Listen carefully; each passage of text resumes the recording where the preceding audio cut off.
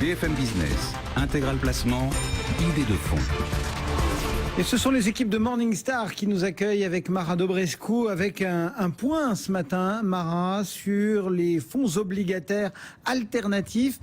Quel rôle peuvent-ils ou doivent-ils jouer dans nos portefeuilles ?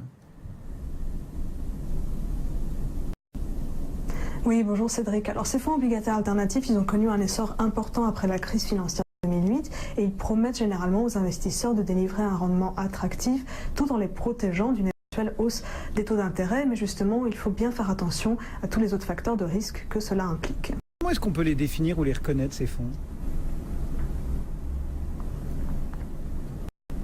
Alors, il n'y a pas de définition unique malheureusement de ce qui constitue un fonds obligataire alternatif, mais en pratique, on constate que la plupart de ces fonds se distinguent par trois caractéristiques. Premièrement, le fait d'avoir un objectif de surperformance absolue, un objectif de performance absolue ou l'objectif de surperformer un taux court comme l'Eonia ou l'Euribor avec quelques points de pourcentage en plus. Deuxièmement, une grande flexibilité dans la gestion de la duration, y compris la possibilité d'avoir une duration négative, donc par exemple allant de -5 à +5 ans pour prémunir portefeuille d'une hausse éventuelle des taux. Et puis troisièmement, le fait de n'avoir que peu ou pas de limites dans l'allocation sectorielle ou par qualité de crédit, notamment la possibilité de vendre à découvert certains segments du marché, c'est-à-dire de payer sur leur baisse.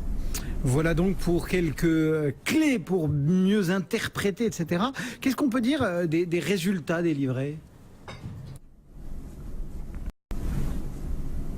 Écoutez Cédric, en fait la grande disparité des stratégies d'investissement complique vraiment la tâche de l'investisseur qui voudrait comparer les performances de ces fonds, mais on peut quand même tirer quelques conclusions générales. Tout d'abord, on voit que sur le long terme, la majorité de ces fonds obligataires alternatifs n'ont pas fait leurs preuves sur une base ajustée du risque, puisque moins de 15% d'entre eux ont réussi à battre un indice de marché traditionnel comme le Barclays Global Aggregate sur les 5 dernières années.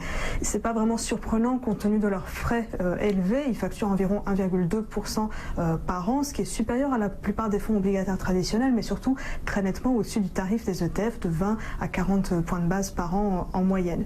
Et puis il faut garder à l'esprit que pour atteindre leurs objectifs de performance assez ambitieux, la plupart de ces fonds prennent des risques en allant par exemple sur la dette high yield ou dans les pays émergents, sur les devises, et donc tous ces facteurs de risque les rendent plus vulnérables dans les périodes de tension. Et ce dernier point est vraiment crucial parce que ça veut dire que si vous attendez de votre portefeuille obligataire qu'il vous protège quand votre portefeuille action baisse, eh bien pour cet objectif, vous avez quand même plutôt intérêt à choisir un fonds traditionnel qu'un fonds obligataire alternatif. Bon, comme chaque semaine, quand vous nous proposez un thème, vous explorez votre base de données Morningstar pour essayer de distinguer quelques fonds qui illustrent le propos.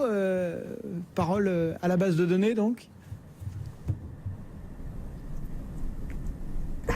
Alors, bon, donc vous l'aurez compris avec cette introduction, c'est qu'on n'est pas entièrement convaincu de la valeur ajoutée de ce type de fonds pour la plupart des investisseurs, disons, grand public. Alors maintenant, pour ceux qui souhaiteraient quand même s'y intéresser, il y a quelques exemples proposés par des sociétés de gestion sérieuses, avec une expertise avérée dans le secteur. Et on peut donc ainsi mentionner le fonds BSF Fixed Income Strategies. Il est géré chez BlackRock par le très expérimenté Michael Krausberger, avec la même philosophie que les fonds traditionnels de la maison, mais plus de flexibilité ici. C'est un fonds qui a rempli son objectif de performance sur le long terme, même si nous pensons que les frais, ils pourraient là encore être moins chers. Et c'est un fonds qui a obtenu la note bronze des analystes Morningstar. Merci beaucoup Mara Dobrescu donc depuis Morningstar.